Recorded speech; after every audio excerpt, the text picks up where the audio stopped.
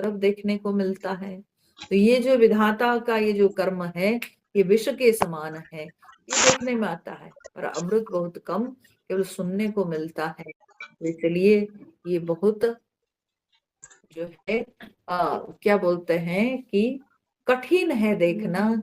कहीं संसार में सब कुछ सुख शांति से चले, सब कुछ बिल्कुल संतुलित चले, ये बहुत ही कठिन बात है।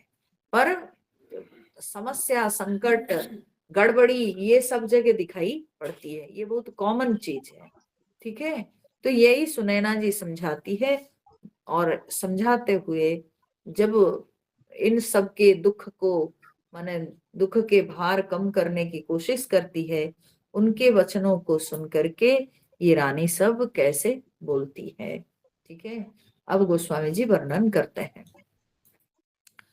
सुनि ससोच कह देवी सुमित्रा, विधि गति बड़ी विपरीत विचित्रा, जो सृजी पालई हरई बहुरी, पाल केली सम विधि मति भोरी, कौसल्या कह दो सुन काहू, करम विवश दुख सुख छति राहु, कठिन कर्म गति जान विधाता, जो शुभ अशुभ सकल फल दाता, ईश्वर जाई शीस सबही के, उत्पत्ति स्थिति लय विषहु अमी के, देवी मोह बस सोची अमादि, विधि प्रपंच अस अचल अनादि,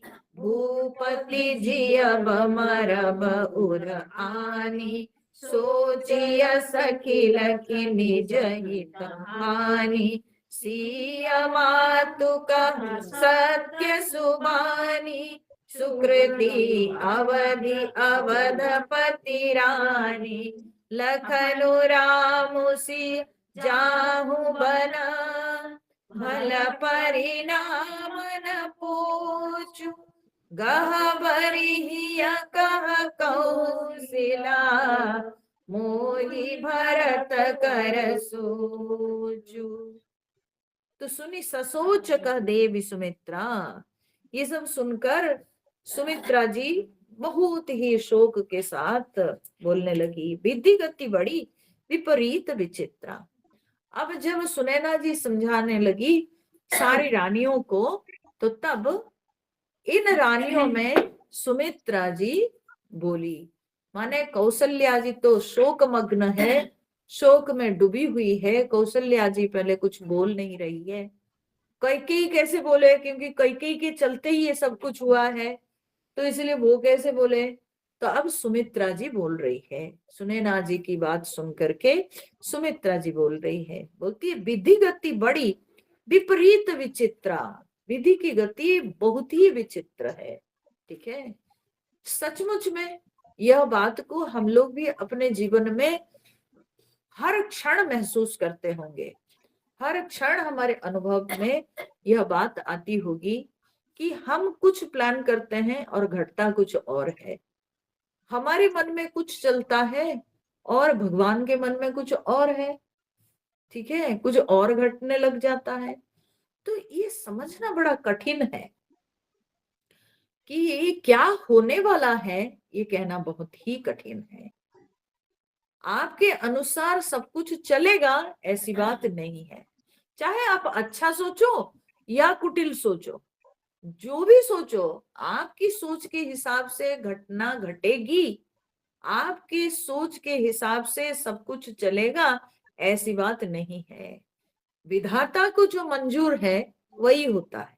ठीक है, तो इसलिए सुमित्रा जी कहती है कि ये विधि के जो गति है बहुत ही विचित्र है। जो सृजी पालई हरई बहोरी, जिसको वे सृष्टि करते हैं, पालन करते हैं, बहोरी हरई, फिर उसका नाश भी कर डालते हैं। विचित्र नहीं लगता है? भगवान जन्म देते हैं, भगवान संभालते हैं हम सबको, फिर जब किसी के हमारे अपने कोई जब मर जाते हैं तो तब लगता है फिर विधाता मौत क्यों दिए। अगर जन्म दिए तो फिर मृत्यु क्यों दिए? ठीक है, परमात्मा अगर सृष्टि किए तो फिर नाश क्यों करते हैं? ये बड़ा आश्चर्य लगता है। यही अगर हमारे घर के कोई करे कि एक घर बनाए और उसको तोड़ दे, तो लगेगा अरे तुम बेवकूफ है, तुम तो पागल है, तो बनाया घर और फिर उसको तोड़ रहे हो।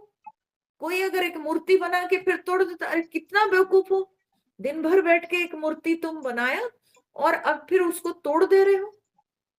हमको ऐसे लगता है कि भाई जिस चीज को हम स्वयं बनाए उसको बिगाड़ कैसे सकते हैं? ये हमारी बुद्धि ऐसे सोचती है।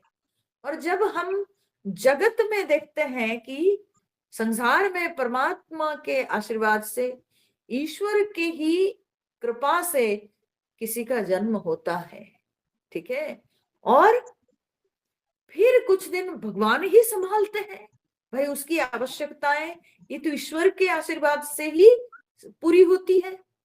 और फिर उसके बाद एक दिन आता है जब उसको मरना पड़ता है, वो मरता है। तो ये देख करके मन में शंका उठती है। जब हम श्मशान घाट जाते हैं तो मन में तब विचार आता है कि ये तो विधाता का नियम बड़ा विचित्र है, उनको अगर मारना ही था तो जन्म क्यों दिए? ठीक है, नाश करना था तो सृष्टि क्यों किए? ये समझना बड़ा कठिन है। मन में ये सब प्रश्न उठने लगते हैं, पर हम भूल जाते हैं कि अगर नष्ट नहीं होगा तो सृष्टि कैसे बनेगी?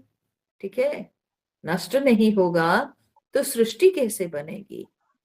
ठीक है, नष्ट नहीं होगा तो सृष्टि के प्रति वैराग्य कैसे उत्पन्न होगा? ठीक है, तो सृष्टि के प्रति वैराग्य होना भी आवश्यक है। हाँ?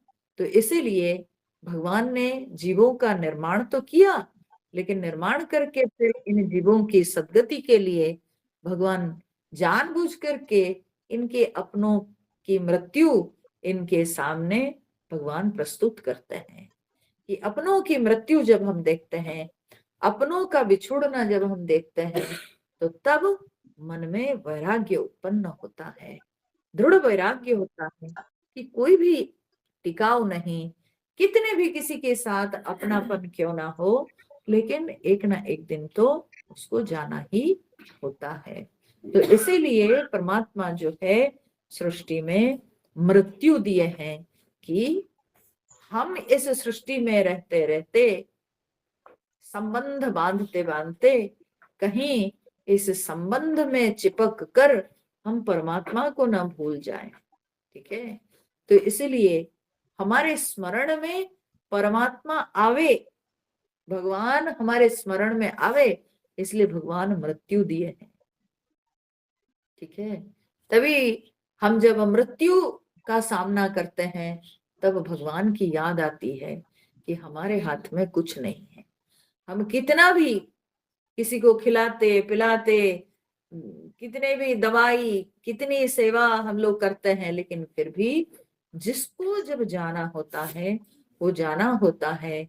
और जब जाना माने क्या, ना परमात्मा उसके डोर अपने हाथ में रखे हैं।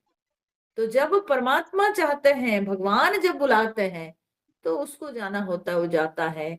हमारे खिलाने पिलाने से कुछ नहीं होता है।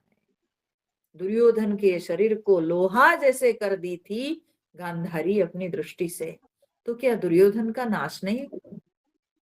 सोचिए, क्या दुर्योधन का नाश नहीं हुआ? नाश तो हुआ। कितने बड़े बड़े बलवान प्राणी इस जगत में जन्म लिए, लेकिन उनका भी संहार हुआ, उनका भी नाश हुआ। तो इससे स्पष्ट होता है कि भगवान हमेशा हमको जो है अपनों की मृत्यु हमारे सामने देकर हमको हमेशा याद दिलाना चाहते हैं भगवान कि देखो मैं सबसे परे हूं, मेरे बल के सामने किसी का चलता नहीं। ठीक है, तो भगवान को स्मरण करना है, भगवान की शरण में जाना है। और मृत्यु अवश्यंभावी है, क्योंकि मृत्यु होती है तभी जा करके नवीन सृष्टि की संरचना हो पाती है। तो इस तरह से जो है ये विधि के जो विचित्र नियम है, इस विचित्र नियम को सब समझ नहीं पाते हैं कि परमात्मा सृष्टि करते हैं, पालन करते हैं और फिर संहार क्यों करते हैं। इसको साधारण बुद्धि कभी समझ नहीं पाती है। बाल केली सम विधिमति भोरी। और सुमित्रा जी कहती है कि बाल केली, बालक के खेल के समान विधि के मति जो है बड़ी भोली है, यानी विवेक शून्य है। बच्चा जैसे क्या करता है, काद का मिट्टी का एक कुछ बनाता है और फिर उसको तोड़ देता है, ठीक है। बच्चा जब खेलता है बालू के घर बनाता है, ठीक है, और उसमें क्या क्या वो सब बना लेता है, हाँ, सब अलग अलग, सब छोटे छोटे जो है आकृतियां बना करके रख देता है, या पत्थर कंकड़ सब रख के बोलता है ये माँ है, ये पापा है, ये है, वो है, वो है, वो पूरा संसार बना लेता है, ठीक है। और उसके अंदर भी वो जो छोटा सा बालू के घर है उसके अंदर सब रख देता है, कि घर के अंदर वो जानता है कि एक माँ होती है, एक पिता होते हैं, भाई होता है, बहन होती है ना। यहाँ तक कि गाय कुत्ता नहीं तक सब रख देता है, ठीक है, सब कुछ रख देता है बच्चा उसके अंदर, हाँ? बर्तन बर्तन सब, पूरा रसोई घर सब हो जाता है। तो उसके बाद फिर जब शाम ढलता है तो सब तोड़ ताड़ के चला जाता है वो, ठीक है, हाँ। जब शाम ढलता है उसको घर जाने का होता है, माँ के पास, सच्ची सच्ची माँ के पास जब लौटने का होता है तो सब कुछ को तोड़ करके उसके ऊपर खड़ा होकर कूद पड़ता है पूरा एकदम, ठीक है, और कूद जाता है उसके ऊपर। थोड़ी देर पहले कितना संसार वो बनाया था, और देखिए बस उस संसार को बिगाड़ के चल देता है। तो ऐसे ही विधाता भी इस सृष्टि में कितने सुंदर संरचना किए हैं, और यूं ही एक पलक में सब कुछ समाप्त हो जाता है, ठीक है, सब कुछ खत्म हो जाता है। लगता है जैसे बच्चे जिस तरह से अपने जो एक कल्पना का घर वे लोग बनाते हैं, बालू में सब कुछ बनाते हैं, उसको जैसे तोड़ देते हैं, वैसे भगवान भी सब कुछ तोड़ देते हैं। हम लोग बोलते हैं ना, हंसता खेलता संसार उजड़ गया। देखते देखते आंखों के सामने कितना सुंदर हंसता खेलता संसार था, और वो उजड़ गया। कल थे आज नहीं। सच में कई बार मेरे को भी ऐसे लगता है, मेरे मोबाइल में कितने लोगों के नंबर्स रहते हैं और उनकी डेथ हो जाती है, वो नंबर लेकिन रह जाता है ना, रखा हुआ है कहीं। अब उसको तो मैं डिलीट नहीं की हूँ। और कभी कभी क्या होता है कि कोई समय में किसी का नंबर देखते देखते वो नंबर आ जाता है, और अपने को बोलना पड़ता है कि अरे वे तो है नहीं। जैसे हमारे विश्वनाथ अंकल थे, है ना, तो मेरा कई बार क्या होता है, उनका नंबर आ जाता है ना, मेरे को बोलना पड़ता है अपने को कि ओ वे तो अभी है नहीं, ठीक है, ऐसे बोलना पड़ता है। तो इसलिए क्या होता है कि बहुत ही आश्चर्य लगता है कि हंसता खेलता संसार, हम लोग बोलते हैं, देखते हैं, मान लो अगल बगल पड़ोसी किसी के घर में कोई बहुत बड़ी दुर्घटना घट गई, घर के 3-4 मेंबर चल चल बसे, तो तब कैसे लगता है, अरे कल तक हंसता खेलता संसार था और आज पूरा उजड़ गया, कोई नहीं, ठीक है। तो ये विधाता का ये नियम समझना बहुत ही, माने समझना वाली बात नहीं, ग्रहण करना कठिन हो जाता है, ठीक है। तो यहाँ पर वही बात कहते हैं, कहती है सुमित्रा जी, बोलती है, और तब सुमित्रा जी की बात सुन करके कौशल्या जी अब कह रही है, ठीक है। अब कौशल्या जी चुपचाप सुन रही थी, अब धीरे धीरे कौशल्या जी धैर्य धारण करके बोलने लगी। कौशल्या कह दोष न काहू, कर्म विवश दुख सुख क्षति लाहू। कौशल्या जी कह रही है कि ये किसी का दोष नहीं है, ठीक है, ये किसी का दोष नहीं है। कर्म विवश दुख सुख क्षति लाहू, ये सब अपने कर्म के वश है। दुख सुख क्षति लाभ सब कुछ अपना कर्म का वश। सुमित्रा जी दोष दे रही थी किसको, विधाता को। कौशल्या जी क्या कह रही है, बोली किसी का दोष नहीं है, सब कुछ क्या है ना, अपना कर्म का खेल है, अपना कर्म का खेल है। तो कौशल्या जी की बुद्धि क्या है, थोड़ी सी उच्च कोटि की है। कौशल्या जी की बुद्धि जो है वो थोड़ी सी जो है परमात्मा की ओर है, तो इसलिए शुद्ध ज्ञान उनकी बुद्धि में है।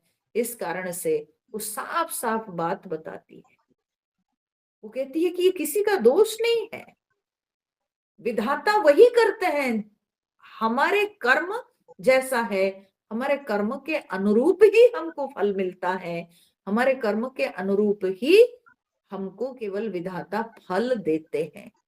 नहीं तो विधाता को क्या पड़ा है, वे क्यों ये सब काम करेंगे बैठ के।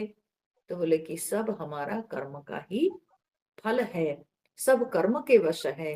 किसको कितना सुख मिलेगा, किसको कितना दुख मिलेगा, किसको हाँ लाभ, किसको हानि, ये जो है ये सब कर्म के वश है। और फिर कठिन कर्म गति जान विधाता, जो शुभ अशुभ सकल फल दाता। तो भगवान ये कौशल्या जी यहाँ पर कहती है कि कठिन कर्म गति, कर्म की गति जो है बहुत ही कठिन है। कठिन मतलब कहने का मतलब है समझना बहुत मुश्किल है, ठीक है। बहुत गहना कर्मणो गति ही भगवान गीता में कहते हैं, कर्म की गति बड़ी गहन है, जटिल है, ठीक है। समझना बहुत ही कठिन है कर्म की गति कि क्या हुआ। कभी कभी क्या होता है कि ऐसे हम अपनों को खोते हैं जिनकी ज्यादा उम्र नहीं हुई होगी। कभी कभी हम ऐसे देखते हैं कि क्या बताएं, अभी कुछ साल पहले की बात है, यहीं पर एक व्यक्ति 4D में, जो कि यही BSL में इंजीनियर थे, वो कभी ना कभी शराब पीते थे, ना कभी कोई सिगरेट स्मोक करते थे, ना यहाँ तक कि चाय कॉफी भी वो वैसे रेगुलरली पीने वालों में नहीं थे। और उनके लंग्स में कैंसर हो गया, कैंसर हो गया और पड़े पड़े पड़े पड़े बेचारे चल बसे। ज्यादा उम्र थी नहीं, पत्नी उनकी बड़ी यंग थी, बच्चे छोटे छोटे पढ़ रहे थे। तो ये देख करके बड़ा आश्चर्य लगता है, अरे जो लोग इतने खाते पीते हैं उनको कुछ नहीं होता है, उनका लंग्स बड़ा स्ट्रांग है। हाँ? वे स्मोक करके संभल गए, स्मोक करके जो है उनकी जिंदगी चल रही है, वे शराब पी करके उनकी जिंदगी चल रही है। लेकिन जो व्यक्ति ना शराब पीता है, ना स्मोक करता है, ना कुछ भी गंदी चीजें जो है अपने पेट में डालता है, और उस आदमी को भगवान ऐसा रोग दिए कि जो कभी ठीक नहीं हो सकता। तो ये समझना बहुत कठिन है कि इस जीवन में तो उसका कोई ऐसा कर्म दिखता नहीं, तो उसको क्यों ऐसा फल मिला, ठीक है।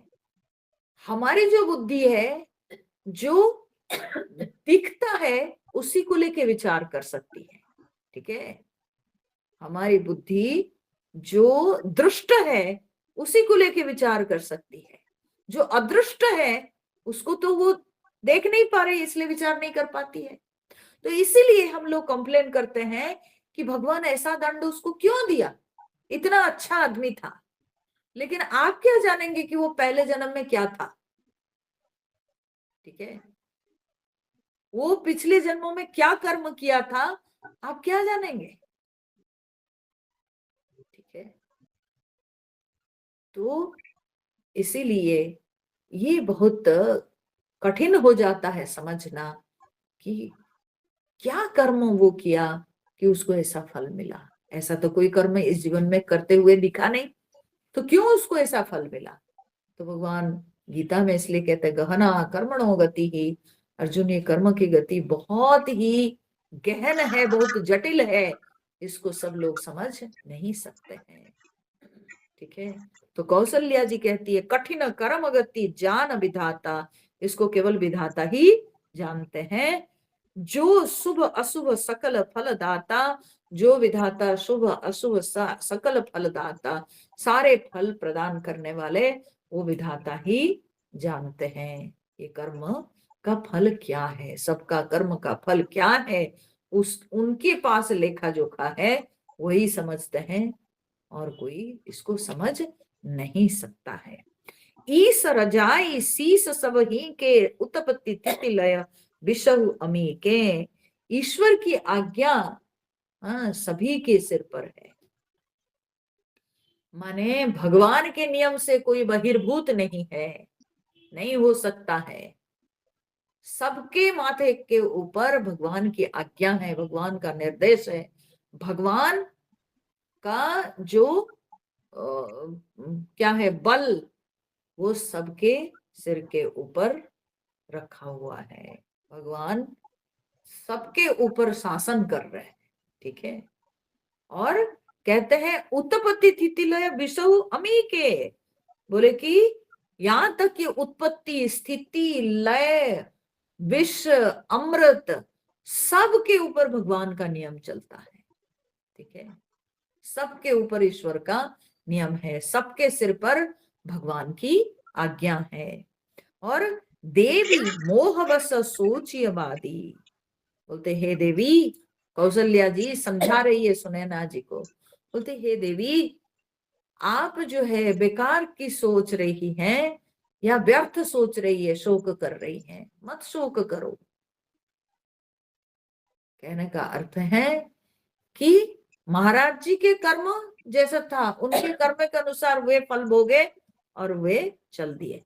हम लोगों का कर्म जैसा है, हम लोग अपने कर्म फल भोग रहे हैं, ठीक है। तो आप व्यर्थ शोक कर रहे हैं, ये शोक करने से कुछ होने वाला है नहीं, शोक मत करो, ठीक है। शोक मत करो, क्योंकि शोक करके कुछ होगा नहीं। हाँ, जैसे अर्जुन को भगवान ने कहा नैवम शोचितुम अर्हसि, हे अर्जुन ये जो तुम अपने जनों को देख रहे हो कि युद्ध में मरेंगे, तो उसको लेकर के तुम शोक कर रहे हो, शोक करने योग्य तुम नहीं हो अर्जुन, शोक मत करो, शोक करके कुछ नहीं होगा, सब अपने अपने कर्म के फल भोग रहे हैं, ठीक है। तो यहाँ पर भी कौशल्या जी वही बात समझाती है कि आप व्यर्थ शोक कर रही है। विधि प्रपंच अस अचल अनादि, विधि की ये जो प्रपंच है माने माया, भगवान की जो माया है, बोले अचल अनादि, वो अचल है और अनादि है। अचल माने क्या है कि उसको दूसरा कोई हिला नहीं सकता है। भगवान की जो माया है उसको कोई हिला नहीं सकता है, बहुत ही कठिन है, बल्कि असंभव है। कठिन नहीं है, असंभव है। जो भगवान का नियम है सो नियम है। भगवान की माया को समझना ये बहुत ही मुश्किल है। तो भगवान की जो माया है, माया शक्ति, वो जो है अचल है, वो ज्यों का त्यों ही है और अनादि है। ये इसकी कोई आदि पता ही नहीं है, कब से है कहाँ से है जानना बहुत कठिन है। भूपति जियब मरब उर आनी, सोचिय सखी लखी निज हित हानि। बोलते हैं कि महाराज के जो मरने और जीने की बात को हृदय में याद करके सोचिए सखी लखी निज हित हानि। बोलते हैं कि ये सोचना, ये जो सोचती है, ये क्यों, जो भी सोच रही है वो क्यों सोच रही है, क्योंकि यहाँ पर निज हित हानि, अपने हित की हानि देख करके ही हम सब सोच रहे हैं महाराज की मृत्यु। ये एक बहुत ही बड़ी बात कौशल्या जी बोलते रही है। बोलती है कि महाराज दशरथ जी की मृत्यु को लेकर के हम लोग जो शोक कर रही है ना, इसमें भी अपना स्वार्थ है, ठीक है। इसमें भी अपना स्वार्थ है, अपने हित की हानि देख करके हम लोग रो रही हैं, ठीक है। क्योंकि महाराज थे तो हमारी हमारी सारी सुख सुविधा वे देख रहे थे, और आज क्योंकि हमको वो सुख सुविधा नहीं मिलेगी, ऐसे हमारे मन में भय संचार हो रहा है, इसलिए हम लोग रो रही है, हम लोग शोक कर रहे हैं। तो इसी को जो है हम लोग शास्त्र में पढ़ते, उपनिषद में पढ़ते हैं, आत्मनस्तु कामाय सर्वम प्रियम भवति। सब ये पूरा संसार जो है केवल अपने सुख के चक्कर में है, ठीक है, सब अपने सुख के चक्कर में है। हमारे सुख जहां पर डगमगाता है तो तब उस वस्तु के प्रति हमारी प्रियता, हमारा प्रेम खत्म हो जाता है। और जब तक हमको सुख मिलता है कहीं से, तब वो वस्तु या व्यक्ति के प्रति हम अपना प्रेम व्यक्त करते हैं, हम अपनी प्रियता दिखाते हैं। ये हमारा स्वार्थ है और कुछ नहीं, ठीक है। कौशल्या जी इस बात को सोचिए, बता रही है, जबकि उनका अपना पति का देहांत हुआ है, लेकिन जो कटु सत्य है उसको टाला नहीं जा सकता है, और वो कटु सत्य को प्रकट कर रही है।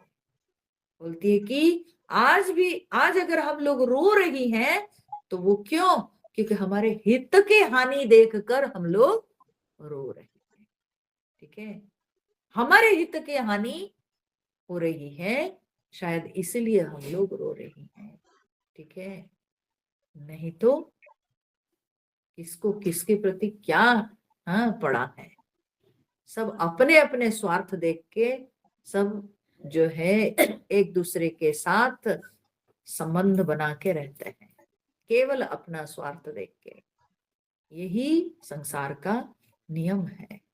अपना स्वार्थ जहां खत्म हो जाता है वहां कोई फर्क नहीं पड़ता है, ठीक है।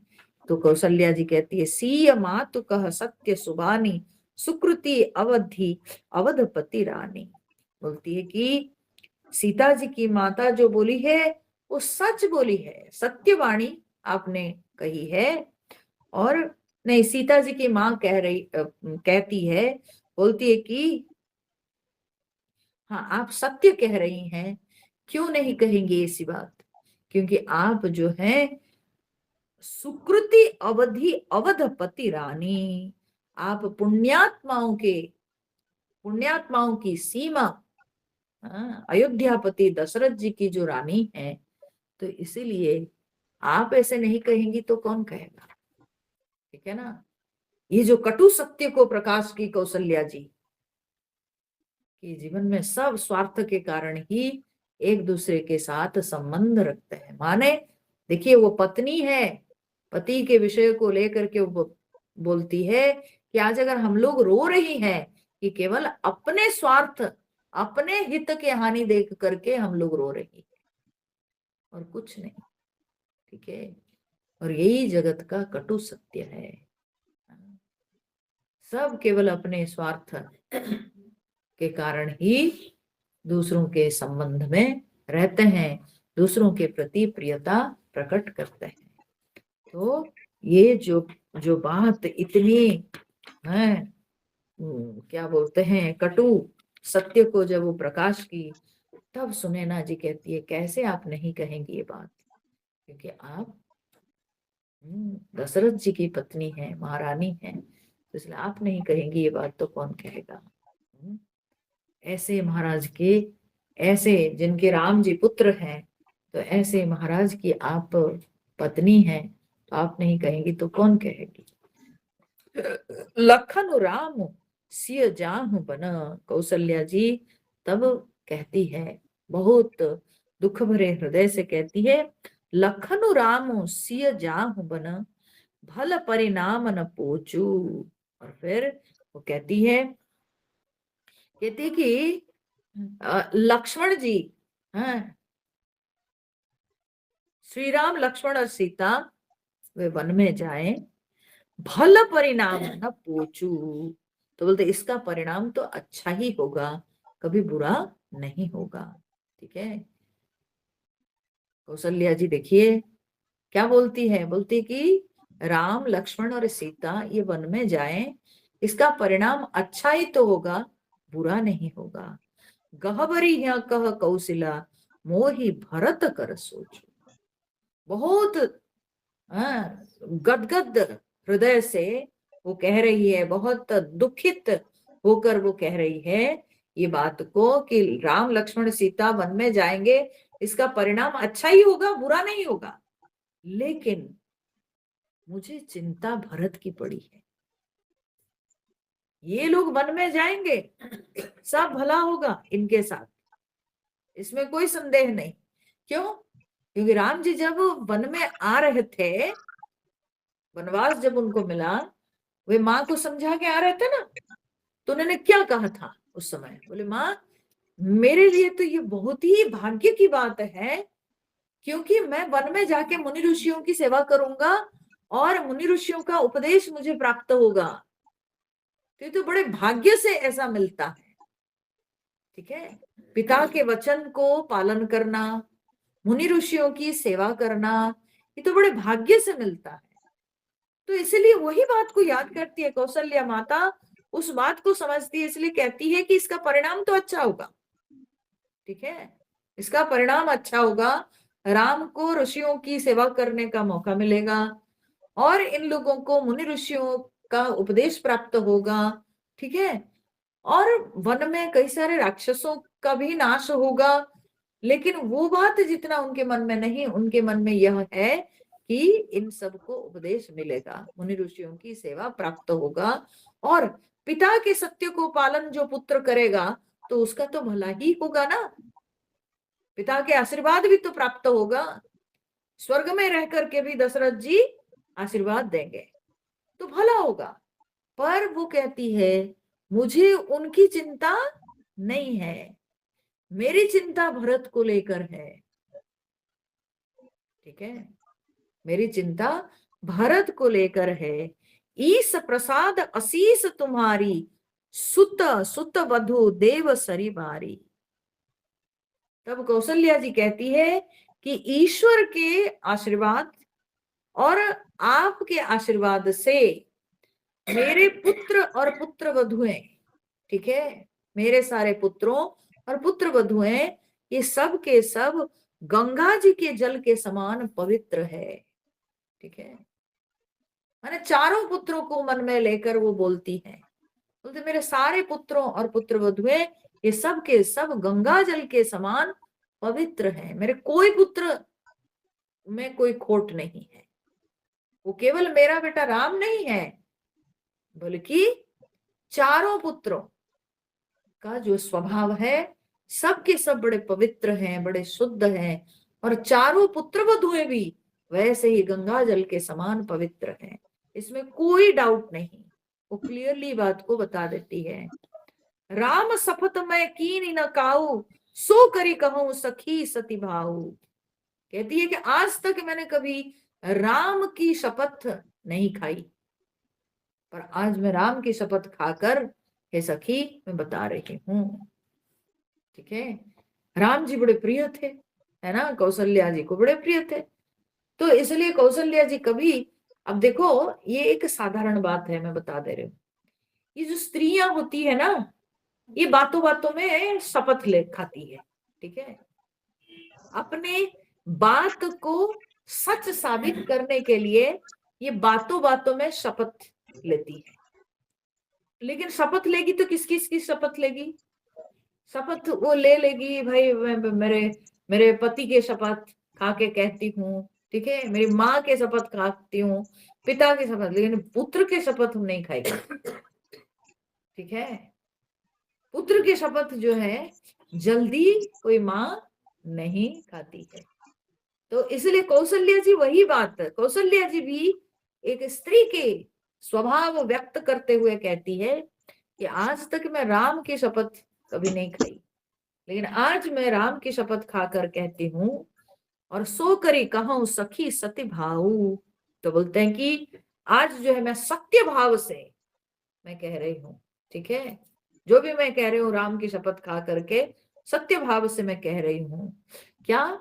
न भरत शील गुण विनय बढ़ाई, भायप भगति भरोस भलाई, कहत सारदहु करमति हीचे, सागर सीप की जाहि उलीचे। तो कहती है कि भरत के शील गुण, भाईपन, बड़प्पन, भाईपन, भक्ति, भरोसे, और जो सबके भलाई सोचना, उनके जो अच्छापन, ये सबको स्वयं सरस्वती जी की भी बुद्धि बिगड़ जाएगी। वर्णन करते हुए सरस्वती जी की बुद्धि भी हिचकिचाएगी, सरस्वती जी भी वर्णन नहीं कर पाएगी। इतना भरत जी का स्वभाव उदार है, इतना पवित्र है भरत जी का स्वभाव कि सरस्वती जी को भी भरत जी के स्वभाव को प्रकट करना कठिन हो जाएगा। ठीक है। और उन्होंने कहा सागर सीप की जाही उलीचे, कहीं समुद्र के जो सीपी होते ना, सीपी, ठीक है, तो कहीं सीपी से कभी समुद्र को उलीचा जा सकता है क्या? उलीचाना मतलब जैसे पानी को उठा के दूसरी जगह फेंकना, ठीक है। तो कहीं सीपी से समुद्र के जल को उलीचा जा सकता है क्या?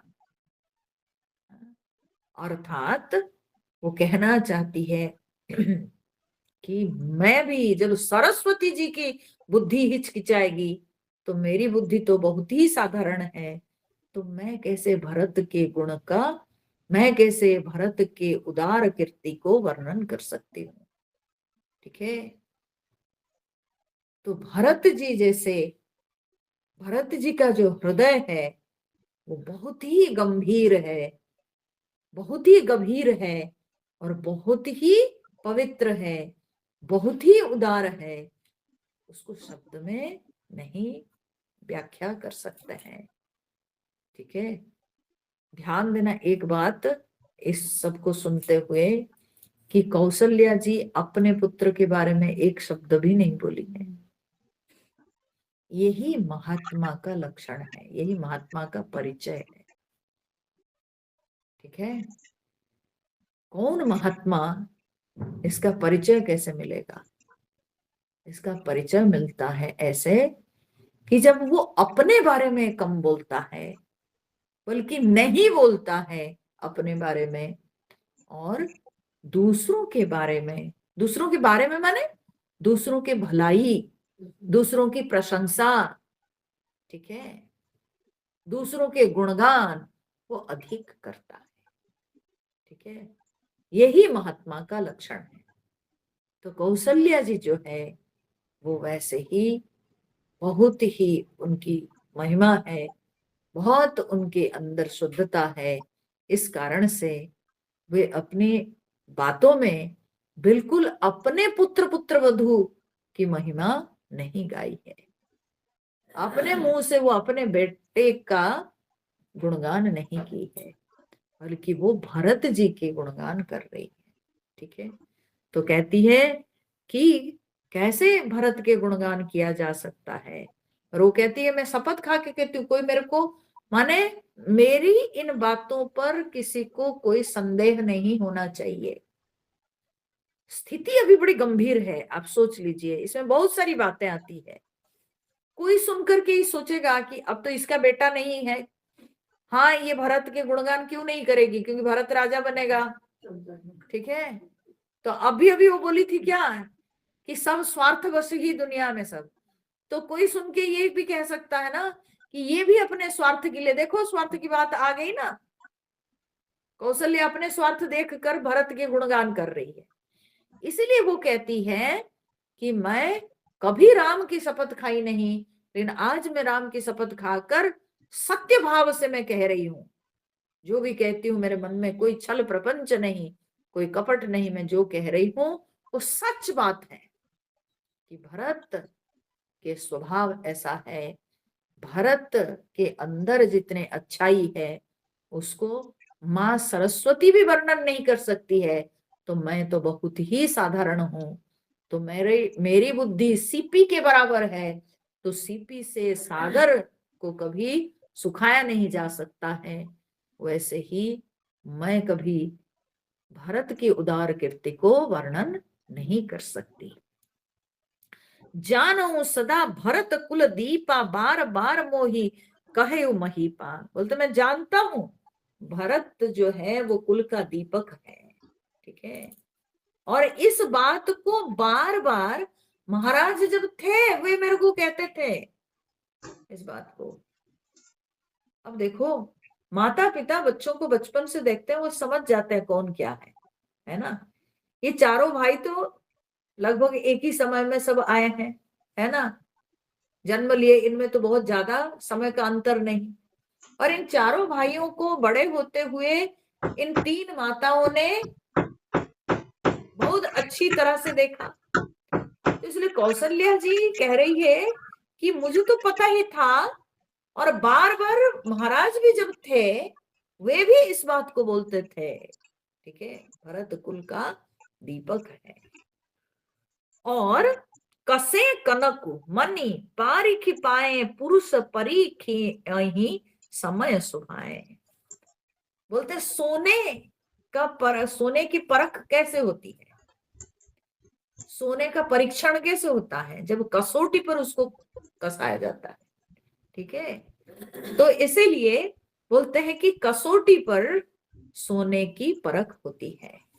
उस प्रकार से मणि की परख कैसे होती है, तो बोलते हैं मणि की परख जब पारीखी माने जौहरी, हाँ, जौहरी के मिलने पर ही मणि की परख होती है। जौहरी ही पहचानता है कौन मणि कितनी अच्छी है। और नहीं तो ऐसे भी कहा गया है कहीं कहीं कि मणि की परख कैसे होती है ना, उसको धो के पीने से। जिसको सांप डसा है, ये सर्प मणि की बात है, जिसको सांप डसा है तो सर्प के मणि को धोकर उसके पानी पी लेने से सांप का विष नहीं चढ़ता है उस व्यक्ति पर। ठीक है, तो सर्प मणि की परीक्षा होती है कि ये कितनी अच्छी मणि है, सचमुच में ये उच्च कोटि की मणि है कि नहीं, इसकी परख कैसे होती है, उसको धो के पी लेने पर। ठीक है, उसकी परख होती है। जिसको विष चढ़ा है या जिसको सांप काटा है तो उसके ऊपर उसका प्रभाव दिख जाएगा। तो यहाँ पर कहते हैं कि जैसे किसी पर जब विष, हाँ, सांप का विष चढ़ा है, उस समय सर्पमणि की परीक्षा होती है। या सोने की परख कैसे होती है ना, जब उसको कसौटी पर हम घिसते हैं तभी जा करके उसकी परख होती है। ठीक है, और यहाँ पर उन्होंने क्या कहा ना, पुरुष के परिखीय ही समय सुभाए, समय के अनुसार उसका स्वभाव का परीक्षण होता है। मनुष्य का परीक्षण कैसे होता है, जब समय कुसमय, समय यहाँ पर कहने का अर्थ है जब कुसमय आता है, तो उस समय कुसमय क्यों, सुसमय भी होगा, है ना। अच्छे समय में अगर किसी व्यक्ति के अंदर अहंकार अभिमान नहीं दिखता है, संतुलित रहना, ये जो है एक संतुलित व्यक्ति का लक्षण है। ठीक है, केवल कुसमय में नहीं, सुसमय में भी परीक्षण हो जाता है। अच्छा समय आता है तो जो मूर्ख व्यक्ति है वो फुदकने लगता है। ठीक है ना, वो फुदकने लगता है, थोड़ी सी उपलब्धि जब हो जाती है तो फुदकने लगता है। ठीक है ना,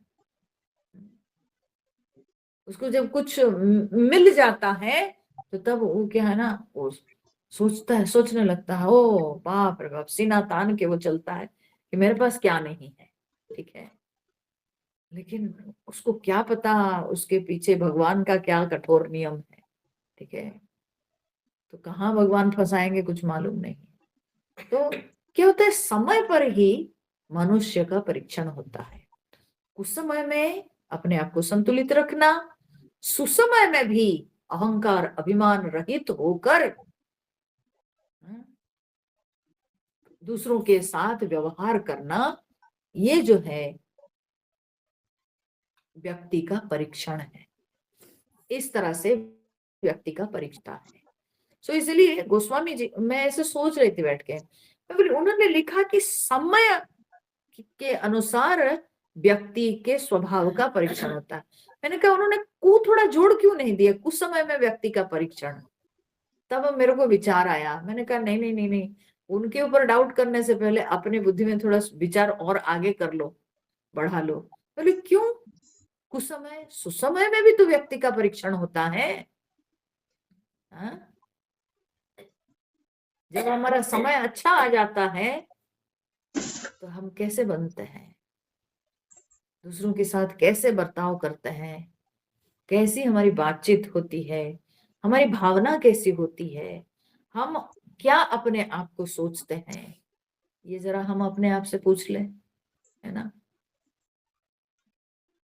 तो इसलिए सुसमय में भी अपना परीक्षण होता है, केवल कुसमय नहीं, सुसमय में भी परीक्षण होता है। तो इसलिए समय में जब समय आता है, व्यक्ति का अच्छा समय आता है तब भी उसका परीक्षण, बुरा समय आता है तब भी उसका परीक्षण, ठीक है। तो इसलिए समय पर व्यक्ति का स्वभाव का परीक्षण होता है। अनुचित आज कहब असमोरा, शोक स्नेह सयान थोरा।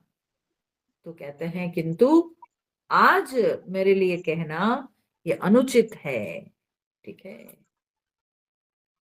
कौशल्या जी कहती है कि आज मेरे लिए ये कहना अनुचित है, क्योंकि यहाँ पर है भरत उपस्थित हैं और मैं इतने भरत की बड़ाई करूं यहाँ पर, तो कहीं पता नहीं नो भरत के मन में हाँ क्या भाव आएगा, कैसा भाव आएगा, लोग भी क्या मेरी बातों के ऊपर सोचेंगे, विचार करेंगे। इसलिए आज ऐसे समय में मेरे को ये कहना अनुचित होगा, ठीक है। तो कहती है कि शोक स्नेह सयान पथोरा, शोक और स्नेह में थोड़ा अपना जो अपनी बुद्धि कम हो जाती है, सयानापन थोड़ा कम हो जाता है। सुनी सुरसरी सम पावनी बानी, भई स्नेह बिकल सब रानी। तो वो जब अपने ऊपर बोली कि ये सब कहना आज अनुचित होगा, क्योंकि आज जिस तरह की विधाता वाम है हम सबके ऊपर, तो ऐसे समय में मैं क्या कहूं क्या ना कहूं। तो इसीलिए लगता है कि जब व्यक्ति स्नेह में आता है या दुख में आता है तो तब उसके सयानापन थोड़ा कम हो जाता है, माने मेरी बुद्धि ठीक काम नहीं कर रही होगी, मैं कुछ बोल दे रही होंगी। तो ऐसे जब कह करके चुप हो गई कौशल्या जी, तो सारी रानियां वहां पर जो उपस्थित थी वो सब इनके इतने पवित्र गंगा जल के समान पवित्र वाणी को सुनकर सब बड़े विकल हो करके, माने स्नेह से विकल हो करके सब के सब दुखी हो गई, ठीक है। कौशल्या कह धीर धरी, सुनहु देव मिथिलेश। फिर कौशल्या जी बोलने लगी, इन सबको भाव विभोर देख करके, सबको जो है बड़े विषादग्रस्त देख करके, तब फिर वो धैर्य धारण करके बोली, बोले सुनहु देवी मिथिलेशी, हे मिथिलेश्वरी देवी, सुनैना जी आप सुनिए। को विवेक निधि बल्लभही, तुम्हें सकय उपदेशी।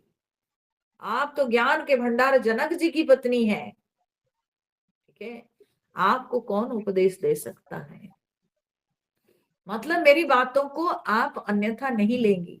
अच्छा सोचिए यहाँ पर और एक बात भी, एक सामाजिक बात आप सोचिए।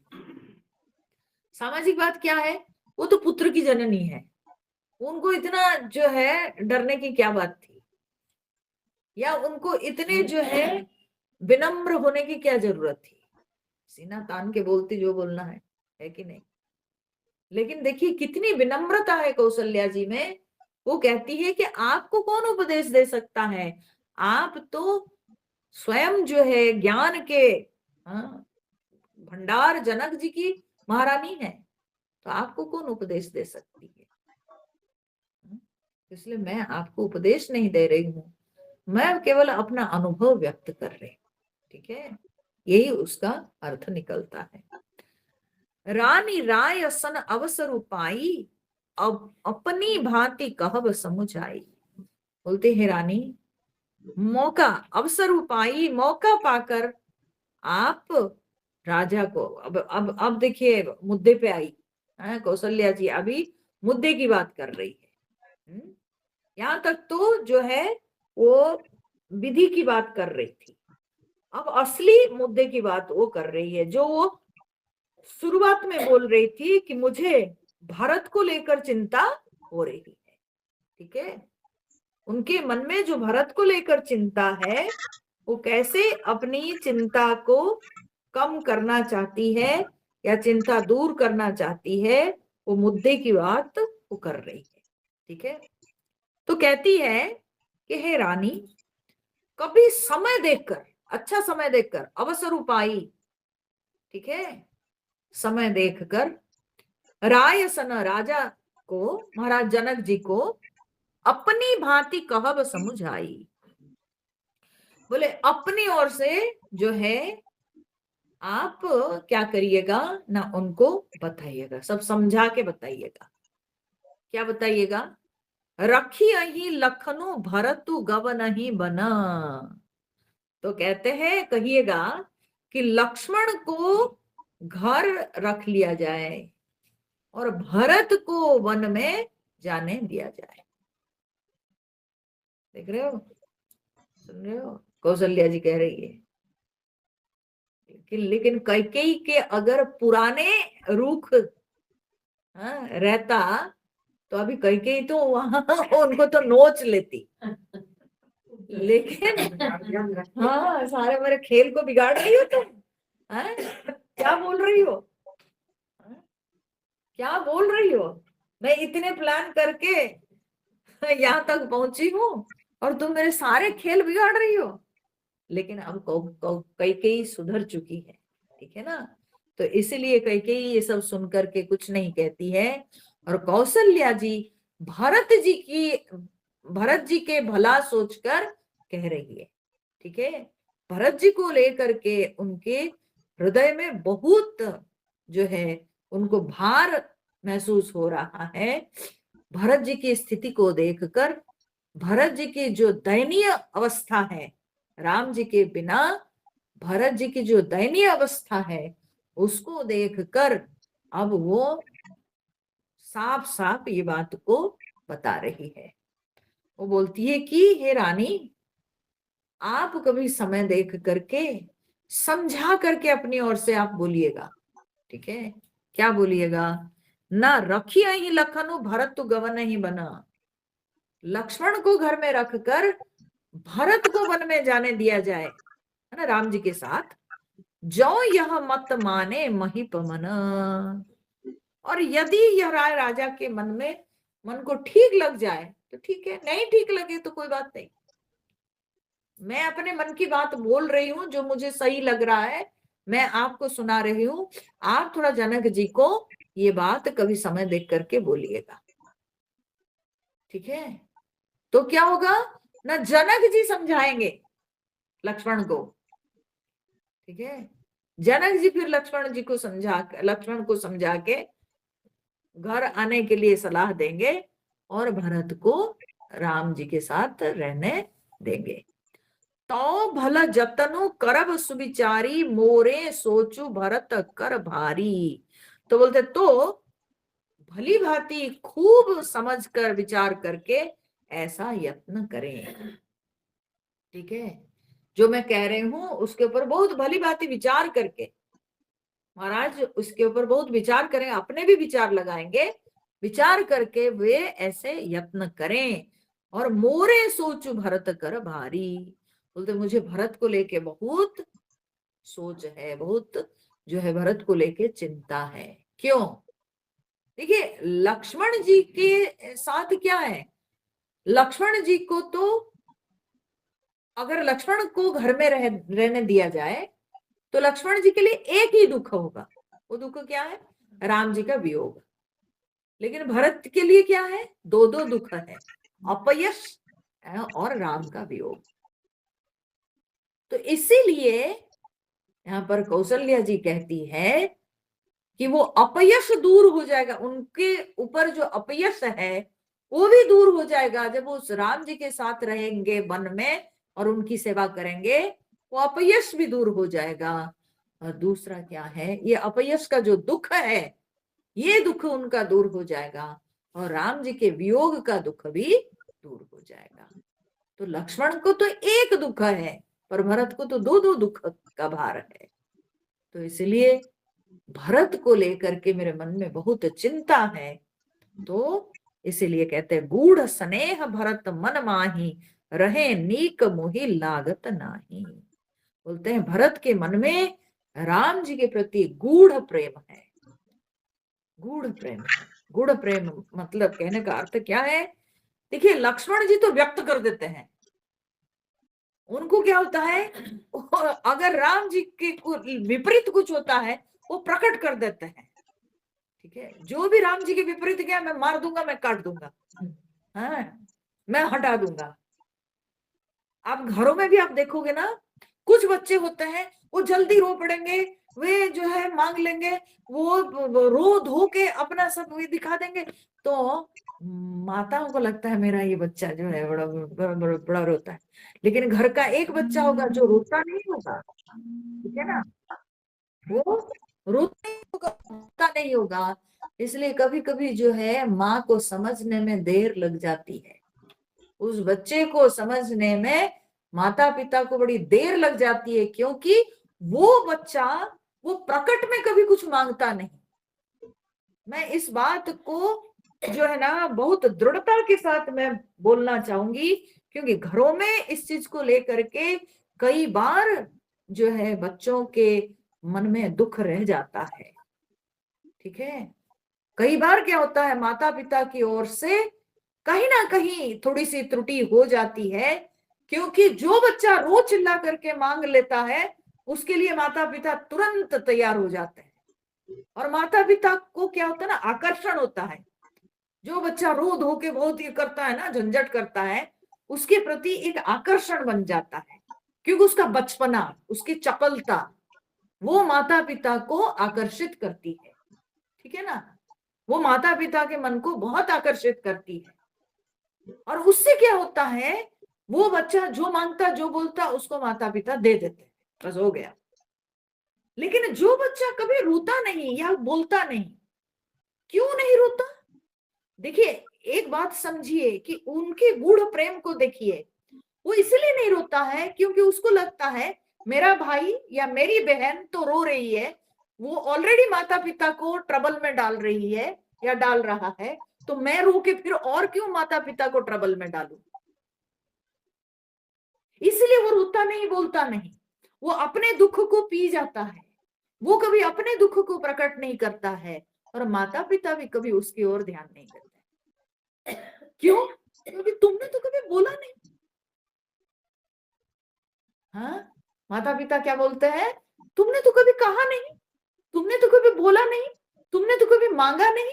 समझ रहे हैं? और ये घरों में, अधिकतर घरों में ये देखने को मिलता है, क्योंकि आज मैं इस मार्ग में हूं, मेरे पास कई बार ऐसे आते हैं बच्चे, जब बड़े हो जाते हैं उनके हृदय की ये व्यथा रहती है, वे आके प्रकट करते हैं, वे बोलते हैं कि बचपन से जब मेरा पेंसिल टूटता था मैं नहीं बोलता था, जब मेरा पेन बिगड़ता था मैं नहीं बोलता था, क्योंकि लगता था पिताजी कितना करेंगे। ठीक है, वो टूटा पेंसिल को फिर मैं काट के छोटा सा पेंसिल में भी मैं लिखता जाता था, मैं नहीं बोलता था, मैं उसको सहन कर लेता था। लेकिन मेरा भाई चिल्लाता था, रोता था, पिताजी लोन करके उसके लिए ला करके खरीद के देते थे, और लेकिन ये सिलसिला कभी खत्म नहीं हुआ। ये बचपन तक सीमित नहीं रहता है, ये बड़े होने तक भी वही जब रहता है, तब वो जो है दुख को भूल नहीं पाता है। जो बच्चा बचपन से इस बात को महसूस करते आया है, वो उस चीज को नहीं भूल पाता है, कभी ना कभी वो प्रकट करता है। ठीक है, तो माता पिता के जो ये व्यवहार कभी कभी बड़ा विचित्र होता है, क्योंकि मांगा नहीं इसलिए हमने कभी पूछा नहीं। ठीक है, क्योंकि रोया नहीं इसलिए हमने कभी उसको अपने पास लाके बैठाया भी नहीं।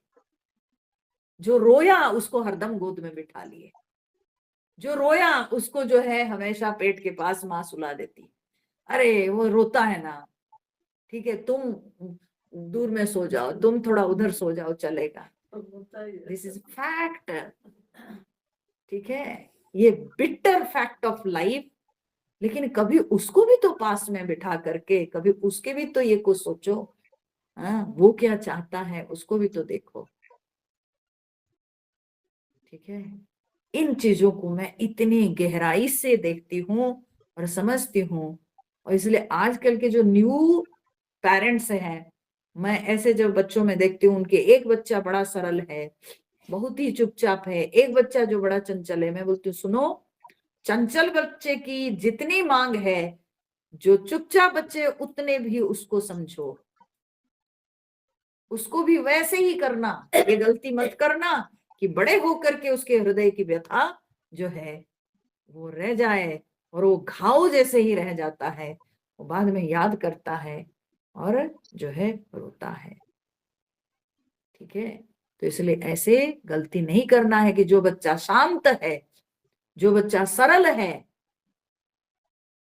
तो उसको अच्छा नहीं लगेगा क्या उसके माता पिता उसके प्रति प्रेम प्रकट करें। ठीक वैसे ही यहाँ पर लक्ष्मण और भरत जी के प्रेम में, लक्ष्मण जी का जो प्रेम है वो प्रेम में क्या है ना, उन्माद है। ठीक है, भरत जी का जो प्रेम है वो गूढ़ प्रेम है। तो कौशल्या जी भरत जी के प्रेम को समझती है, क्योंकि कौशल्या जी की बुद्धि बहुत प्रखर है। तो कौशल्या जी इस बात को समझती है, बोलती है कि भरत का जो प्रेम है बड़ा गूढ़ प्रेम है,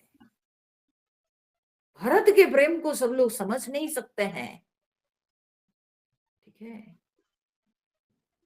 वो कभी बोला नहीं, कभी चीखता चिल्लाता नहीं, लेकिन उसके प्रेम को सब लोग नहीं समझ सकते हैं, बहुत ही गूढ़ प्रेम है।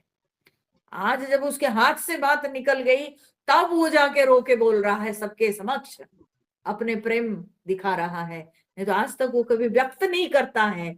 लेकिन इसका अर्थ नहीं है कि लक्ष्मण का प्रेम जो है बहुत है, भरत का कम है, ऐसी बात नहीं, बल्कि भरत का प्रेम बड़ा गूढ़ प्रेम है।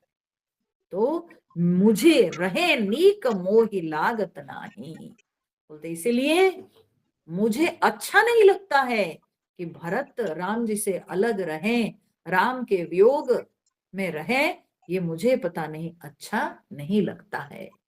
अर्थात मुझे भरत के मृत्यु का डर है, भरत राम से अलग नहीं रह सकता है। जो व्यक्ति के विचार जितना गहरा होता है ना, उसका प्रेम भी उतना ही गहरा होता है। ठीक है, कोई रो लेता है तो वो रो के बच जाएगा, लेकिन जो नहीं रोता है वो नहीं रो के मर जाएगा। ठीक है ना, वो नहीं रो के मर जाएगा क्योंकि वो अंदर घुटेगा, वो घुट घुट के मर जाएगा। तो भरत जी का जो प्रेम है इतना गूढ़ प्रेम है कि वो राम के वियोग में जी नहीं पाएंगे। तो इसलिए कौशल्या जी कहती है रानी सुनैना को कि आप जाके ये सब बातें समय देखकर, अच्छे समय देखकर अपने अपनी ओर से आप जो है समझाकर उनको ये सारी बातें बताइएगा। ठीक है, आप बताने से जनक जी समझाएंगे लक्ष्मण को, और तब जाकर के लक्ष्मण मानेंगे और सब लोगों को भी वे समझाएंगे, तब जाके ये बात बन पाएगी। इसलिए आप ये बात बताइएगा। लखी स्वभाव सुनी सरल सुबानी, सब भई मगन करुण रस रानी, नभ प्रसून झरी धन्य धन्य दुनी, शिथिल स्नेह सिद्ध जोगी मुनि। तो कौशल्या जी के इस स्वभाव को देखकर, इतने सुंदर सरल और सुंदर रसयुक्त वाणी को सुनकर सब भई मगन करुण रस रानी, सब करुण रस में सब रानियां वहां पर मग्न हो गई कौशल्या जी के ऐसे विचार को सुन करके।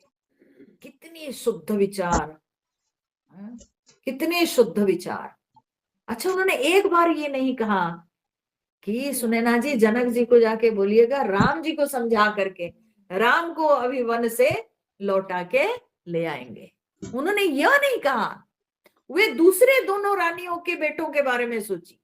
ठीक है, जबकि उनके ऊपर दारुण दुख पड़ा है कि उनके सुपुत्र वनवास में है तो उनको अपने पुत्र का नहीं पड़ा है, उनको पड़ा है ये दो रानियों के पुत्र को लेकर। ठीक है, इसी को कहते हैं महात्मा। ये है महात्मा का परिचय। ठीक है, ये सोचने वाली बात है, समझने वाली बात है। ठीक है,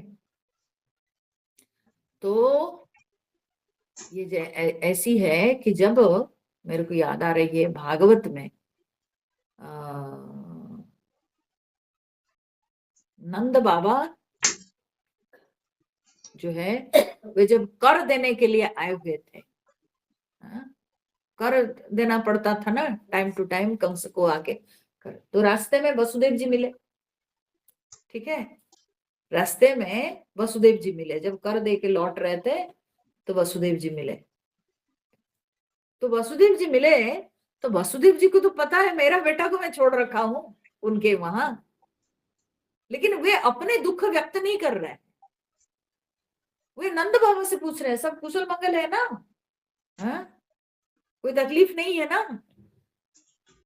तो पूरे नंद बाबा के लिए जो है वे सारी जो है अच्छी बातें कर रहे हैं और उनको समझा रहे हैं। तब नंद बाबा कहते हैं आजकल पता नहीं ब्रज में जो है बड़े सब अघटन सब घट रहे हैं। तो वसुदेव जी तो सब समझ रहे हैं, ये सब कंस का किया कराया। ठीक है, तब भी वे प्रकट नहीं करते। उनको कितना कष्ट होता होगा, कितना डर होता होगा, मेरा बेटा को मैं छोड़ रखा हूं। लेकिन फिर भी वे नंद बाबा को समझाते हैं, बोले कि आप जो है चिंता नहीं करिएगा, आप बस केवल अपने पुत्र पर ध्यान रखिएगा और सब धीरे धीरे समय ठीक हो जाएगा। तो देखिए वसुदेव जी महात्मा है, वे अपने दुख को व्यक्त नहीं किए, वे पहले नंद बाबा के कुशल मंगल कामना करते हैं। नंद बाबा के दुख क्या है, कष्ट क्या है, उस विषय में उन्होंने जानना चाहा और उनके कुशल मंगल के चिंतन करते हैं, लेकिन अपने दुख को बिल्कुल व्यक्त नहीं करते हैं कि मेरा सुपुत्र आपके पास में छोड़ रखा हूं। ये बात वो नहीं कहते हैं। तो ये जो होता है ना महात्मा का लक्षण होता है। जो महात्मा लोग होते हैं वे अपने दुख कभी व्यक्त नहीं करते हैं, वे कभी अपने कष्ट दूसरों के सामने नहीं व्यक्त करते हैं, बल्कि दूसरों के कष्ट को ज्यादा ध्यान से सोचते हैं और दूसरों के कुशल मंगल कामना हमेशा करते हैं। तो वही यहाँ कौशल्या जी कर रही है। और तब कौशल्या जी के ऐसे विचार, कौशल्या जी के ऐसे व्यवहार देखकर आकाश से देवता लोग भी जो है पुष्प वृष्टि करने लगे, सब धन्य धन्य कहने लगे कि धन्य है ऐसी माँ, धरती पर जो है ये विरल है। शिथिल स्नेह सिद्ध योगी मुनि, सिद्ध योगी मुनि सब स्नेह से सब शिथिल हो गए। कि कैसा प्रेम, कैसा प्रेम कौशल्या जी के मन में, कितना स्नेह है, सब पुत्रों के लिए समान प्रेम है उनके मन में। तो सब रनिवासु बिथक लखी रहे, सारा रनिवास उस समय दशरथ जी के सारे रानियां जितनी थी सबके सब एकदम स्तंभित हो गई कौशल्या जी के वचनों को सुनकर, कौशल्या जी के भाव को समझकर सब के सब एकदम स्तंभित हो गई। तब धरि धीर सुमित्रा कहे, तब धैर्य धारण करके सुमित्रा जी बोली, देवी दंड जुग जामिनी बीती, राम मातु सुनी उठी सप्रीति। तो बोलती है देवी रात की 2 घड़ी बीत चुकी है।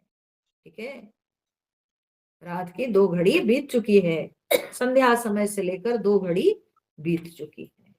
तो अभी इसलिए मैंने कहने का अर्थ है अब विश्राम का समय आ गया है। तो राम मातु सुनी उठी सप्रीति, तब राम जी की माँ ये सुनकर के सचेत हुई कि हाँ रात हो गई है, अब विश्राम का समय आ गया है। तो इसलिए प्रेम पूर्वक उठी और उठ करके बेगी पाव, हाँ कौशल्या जी प्रेम पूर्वक उठी तब बेगी पाऊ धारिय थलही कह स्नेह सती भाय, हमरे तो अब ईस गति के मिथिलेश सहाय। तब कहते हैं कि बड़े प्रेम सहित बड़े सद्भाव से वो बोली, बोले अब क्या? बोले कि आप शीघ्र जाइए अपने स्थल में, अपने स्थान में, अपने डेरे में जाकर के आप हाँ विश्राम कीजिए। और बड़े सद्भाव से वो बोल रही है, बोलती है अब हमारी गति क्या है? ईश्वर ही हमारी गति है, अब तो हमारे कोई नहीं।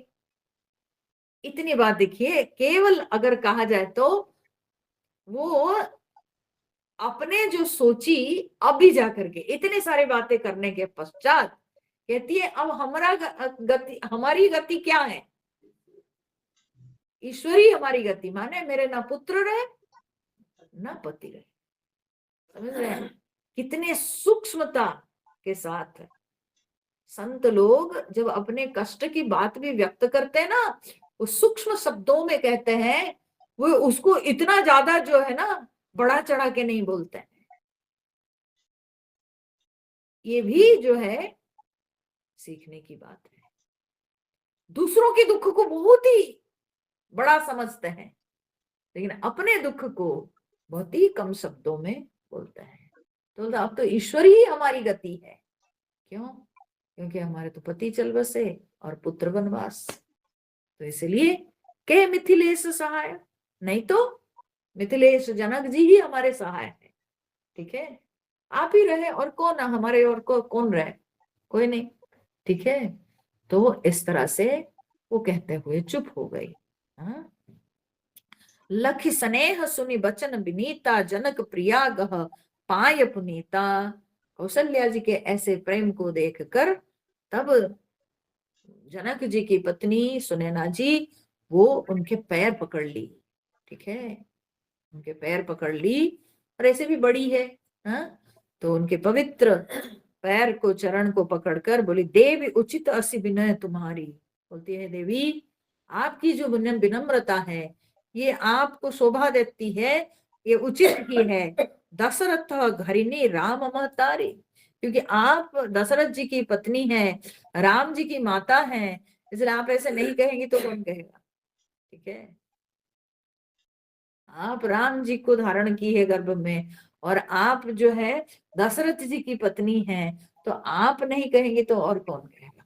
ठीक है, तो आप जो है आपके लिए ये शोभनीय है।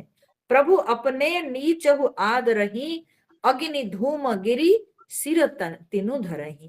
तब फिर वो कहती है, बोलती है कि प्रभु अपने नीच जनों को भी आदर करते हैं।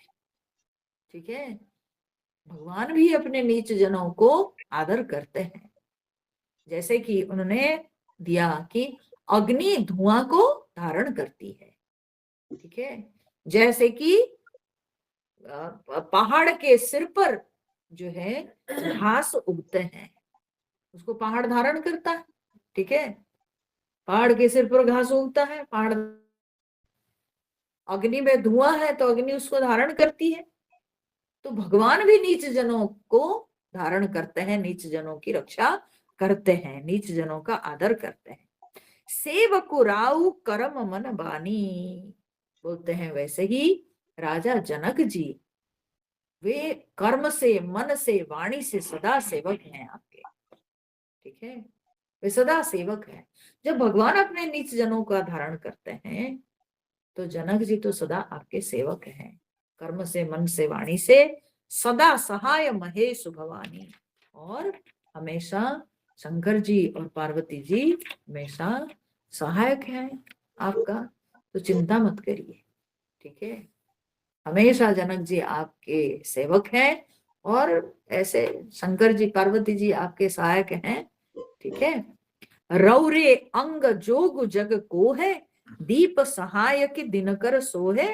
बोलते आपके सहायक होने योग्य जगत में कौन है? कौन आपकी सहायक हो सकता है? सुनैना जी कहती है, बोले आप कितनी महान हैं ये तो हमको पता है। दीप सहायक दिनकर सोहे, सूर्य को क्या दीपक जो है प्रकाशित कर सकता है? हाँ? सूर्य के सहायक क्या दीप हो सकता है? कभी दिया कभी सूर्य के सहायक हो सकता है? दिया कहेगा कि मैं भी थोड़ा लाइट आपको दे करके आपके ये को जो है और अधिक प्रकाशित कर देता हूं।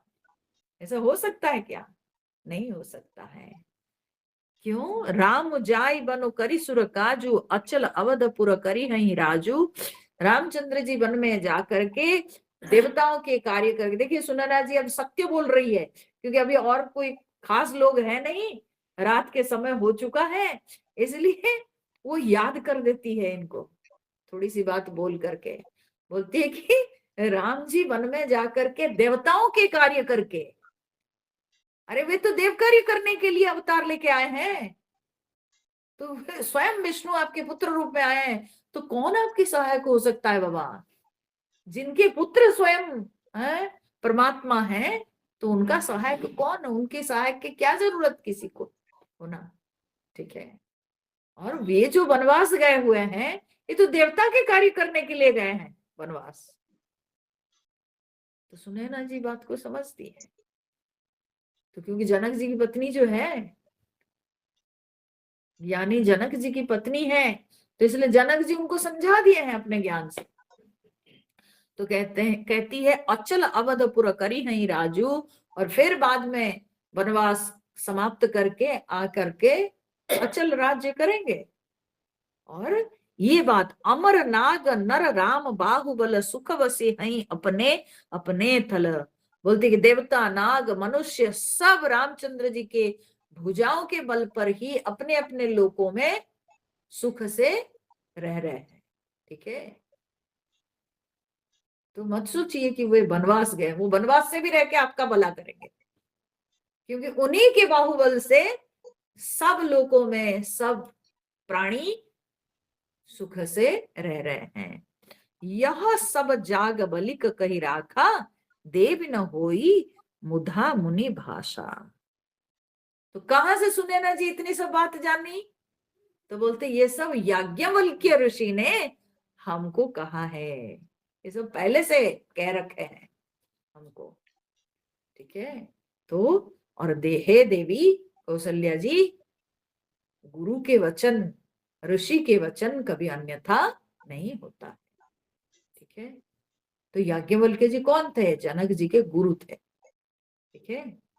याज्ञवल्क्य जी जनक जी के गुरु थे, तो इसलिए याज्ञवल्क्य जी समय समय पर आके ये सब ज्ञान जनक जी को देते थे, और उस समय सुनैना जी इन बातों को सुनती थी। तो इसलिए सुनैना जी जानती है राम कौन है। तब कौशल्या जी जब इतनी दुखी हो रही है कि अब मेरा कौन, मेरा सहायक तो अब ईश्वर ही मेरा सहायक है, और नहीं तो जनक। हाँ, कि जनकपुर के राजा जनक, अवधपुर क्या बोलते हैं, मिथिला के राजा जनक जी ही, हाँ वही मेरे सहायक है, और कौन होगा? तब वो बोलते कौन आपके सहायक बन सकते हैं? जब स्वयं परमात्मा आपके पुत्र हैं। और ये बात हमको याज्ञवल्क्य जी से सुनने को मिला। याज्ञवल्क्य ऋषि हम सब जानते ही है, वो बड़े ज्ञानी थे। याज्ञवल्क्य ऋषि के गुरु जो है, उनके ऊपर किसी कारणवश जब क्रोधान्वित हुए, बोले कि मेरी विद्या को तुम लौटा दो। ठीक है, मैं जो पढ़ाया था तुम लौटा दो। तो याज्ञवल्क्य ऋषि सब जो है वमन कर दिए, उल्टी कर दिए। ठीक है ना। तो तब ये जो तीतर पक्षी है ना, ये तीतर पक्षी सब बन के दूसरे शिष्य लोग, दूसरे शिष्य लोग जो थे गुरु के, वे गुरु का नाम मैं भूल रही हूँ, पता नहीं, बृहस्पति जी तो नहीं थे। तो वो उनके जो दूसरे शिष्य लोग सब थे, तो वे शिष्य लोग तीतर बन के वो सब ज्ञान रूपी उल्टी को सब चाट लिए, सब खा लिए। ठीक है, क्योंकि वो ज्ञान की उल्टी कर दिए, तो उसको ये सब तीतर बन के उसको सब खा गए। ठीक है, इसीलिए हुआ तैत्तिरीय शाखा। वेद में जो तैत्तिरीय शाखा हम लोग जो पढ़ते हैं, तब आप देखिएगा कभी कभी उपनिषद जब पढ़ते हैं तब आता है, उपनिषद या सूक्तों का जब पाठ करते हैं ना, तो उसमें लिखा जाता है ये कौन सी शाखा, कौन सा कांड, वेद में सब अलग अलग शाखाएं आती है। ठीक है, जब हम लोग पढ़ते हैं भी है, उपनिषद पढ़ते हैं, ये इस शाखा के हैं, ये उपनिषद इस वेद के इस शाखा के हैं। ठीक है, तो तैत्तिरीय एक शाखा, तो वो जो शिष्य लोग जब सब जो ले लिए वो ज्ञान, उसी से तैत्तिरीय शाखा आई। ठीक है, अब फिर उसके बाद याज्ञवल्क्य जी क्या किए, याज्ञवल्क्य ऋषि सूर्य भगवान को अपने गुरु रूप से वर्ण किए। फिर सूर्य भगवान उनको जो है ज्ञान दिए, कैसे ना, अश्व बन करके उनको ज्ञान दिए। हयग्रीव नहीं है, हयग्रीव अवतार तो भगवान लिए थे, तो अश्व बन के, तो तभी ये जो उन्होंने सुना, श्रवण किया गुरु के मुख से, लेकिन जो कि अश्व बन के उनको सुनाए, तो तभी उसको कहते हैं वाजसनेय संहिता। वाज मतलब होता क्या, वाजसन मतलब क्या होता है, घोड़ा। ठीक है, तो वाजसनेय संहिता उसी से बनी। याज्ञवल्क्य ऋषि को जो ज्ञान सूर्य भगवान ने, जो उपदेश सूर्य भगवान ने दिया। ठीक है, तो ये जो संहिता है, ये विशेष रूप से इसी से शुक्ल यजुर्वेद बना। ठीक है, यही शुक्ल यजुर्वेद। तो इस तरह से जो है याज्ञवल्क्य ऋषि बहुत बड़े ज्ञानी ऋषि रहे हैं, और याज्ञवल्क्य ऋषि जनक जी के गुरु हुए। तो वही याज्ञवल्क्य ऋषि जनक जी को समय समय पर यह ज्ञान देते थे, जिसको सुनैना जी सुनी थी। तब सुनैना जी इसलिए कौशल्या जी को समझा रही है ऐसे समय पर। अस कही पग परि प्रेम अति, सिय हित विनय सुनाई, सिय समेत सिय मातु तब चली सुयाय सुपाई। इस तरह से जो है वो पैरों पड़कर सीता जी को साथ भेजने की अनुमति मांगी कि थोड़ा हम सीता को अपने साथ लेके जाएंगे। जो जनकपुर से सब आए हुए हैं उनके साथ सब मिलेंगे ना, सब तो यहाँ आए नहीं है। सुनैना जी तो आई हुई थी ना, हाँ, सीता जी के सास से मिलने के लिए सुनैना जी आई थी, या जनक जी आए हुए हैं, लेकिन जनकपुर वासी तो रुके हुए हैं ना, उधर प्रयाग के निकट सब रुके हुए हैं। ठीक है, तो इसलिए सुनैना जी कह रही है कि क्या मेरे को सीता को साथ में लेने का आप आज्ञा देगी। तो सर उनकी आज्ञा मिलती है, तो तब सीता जी को लेके सिय समेत सिय मातु तब चली सुआय सुपाई। तब आज्ञा पा करके वो जो है सीता जी को साथ लेकर के चली। ठीक है, अब जब चली तो वहां वैदेही जी पहुंची, वहां पहुंच के वहां क्या हाल चाल है उसको हम लोग कल देखेंगे। चलने दीजिए, अभी जाने दीजिए। ठीक है, सीताराम सीताराम। जय सीताराम जय सीताराम। याज्ञवल्क्य गार्गी और मैत्री पत्नी दो थी। श्री राम जय जय राम, श्री राम जय जय राम, श्री राम जय जय राम, श्री राम जय जय राम, श्री राम जय जय राम, श्री राम जय जय राम, श्री राम जय राम, श्री राम जय राम, जय सीताराम जय हनुमान। बोलिए सियावर रामचंद्र भगवान की जय, पवन सुत हनुमान की जय, उमापति महादेव की जय, बोलो भाई सब संतन की जय। ॐ पूर्णमदः पूर्णमिदं पूर्णात् पूर्णमुदच्यते पूर्णस्य पूर्णमादाय पूर्णमेवावशिष्यते। ॐ शान्ति शान्ति शान्तिः। हरिः ॐ श्री गुरुभ्यो नमः। हरिः ॐ।